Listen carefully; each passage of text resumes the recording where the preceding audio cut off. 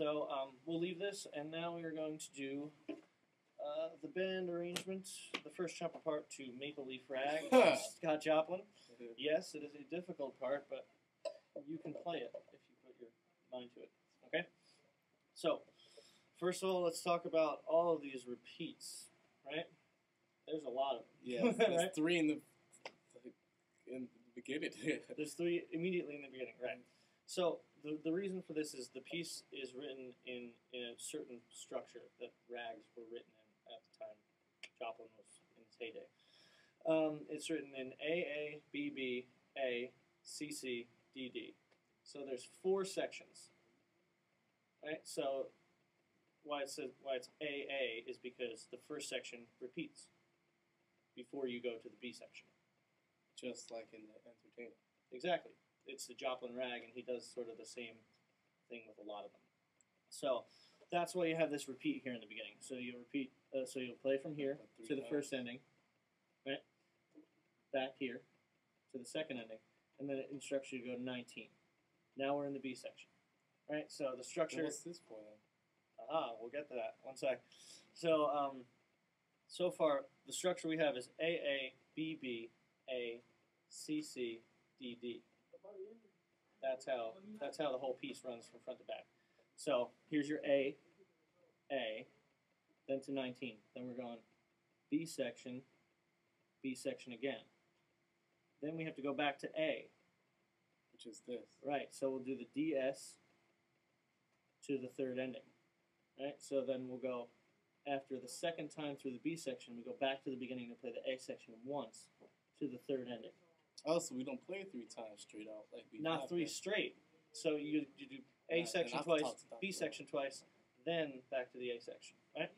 Okay, so then after that we go to the trio at 36, which is the C section. And most times there's a key change at the trio or a tempo change. It looks like there is a key change because we're in E flat. Right, exactly. So in this case there's a key change. Right? So again, we're doing C, so that's twice through. We'll go to the second ending, then we'll move on to the D section at 53, and we return to the original key. Right, exactly. And then we'll repeat this twice, and then we're done. I know there's some difficult and high parts in this, but there are lower octave options if you don't feel good. You know, it's a difficult piece rhythmically, and there's a lot of skips, and there's also some really high notes in this. Right? I can't hit that note. Yeah, you can. I've heard you hit it. That's luck. Luck. No, it's not. You're working hard lately. That day I was luck. And I was mad I hit it both days. Both times, too. I only hit it that one day, though. And once I hit it again, it never came out. It was always C sharp or C. If you can hit a C, then you can hit a D. Well, one other way. C sharp. If you can hit a C sharp, that's even closer. Hit the D. The D just won't come out when I want it to. Not when I want it to. Well, that's the problem with the trumpet. It doesn't happen when you want it to. Okay, so just a little bit of history about this piece. It was written in 1897. So this is before even the turn of the century. And he wrote it for the player piano. You know what that is? That's the one that plays by itself, right? Right. It's got the roll, and then you just basically hit go, and then the keys play themselves, and like you can just watch the piano play itself. It's pretty cool. But what's the whole point of that? Is there any musicianship in that? Well, I mean, from a performer standpoint, no. But from a composer standpoint, there is. I mean, the point of it, I think, was it was, background music for a lot of stuff. You didn't have to hire somebody to play the parts. You could just, make the roll and then just hit play. So I mean, I'm sure it was more time consuming, but it wasn't. It was cheaper. How would the piano roll know what to play? The way it worked was the roll itself. It had divots on it, and as the roll turned, the divots would hit the hammers of the piano, and it would, play the string, and then you see the keys go down at the same time. So the divots were set up in exactly the right places at the right time. So when it was rolling, it would hit the divots, and then hit the hammers of the piano. Kind of cool idea. but it was a really mechanical kind of sound. I don't know if that's what Dr. Ozaki wants you to do, or wants the band to sound like.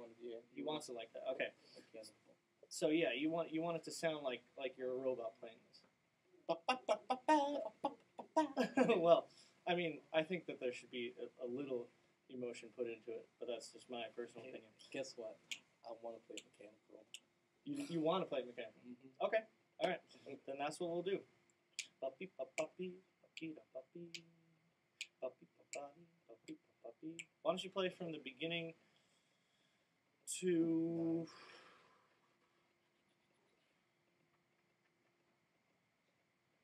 the beginning to measure 9, just the first section.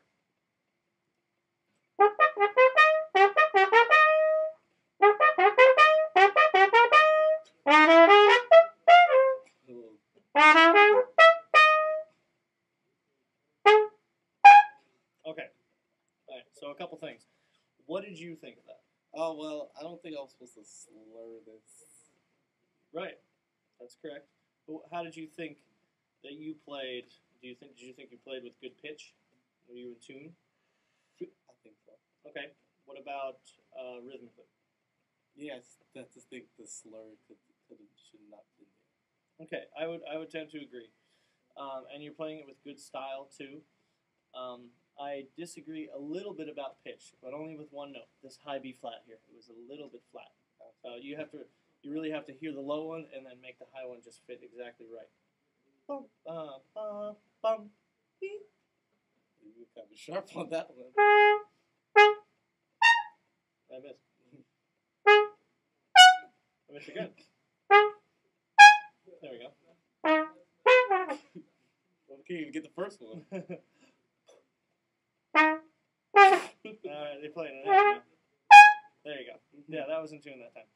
Alright, so can you play it a little bit louder this time, because it does say forte. And this also needs to be slurred as well. Puppy papai. Puppy papai. Right, so the way we do this is the air has to speed up for us to get that higher note. So just try this. Go. That's it. Yeah. Yes, exactly. Right, but but it looks like you're going like this. Like you're freaking out or something when you get to that note. It's not as big a deal as you're making it. It's just two things. Your air has to speed up, and the placement of your tongue in your mouth needs to get higher. It's just like whistling. When you whistle and you want to whistle a higher note, your tongue gets higher in your mouth. Well, the back part is curves up. Right?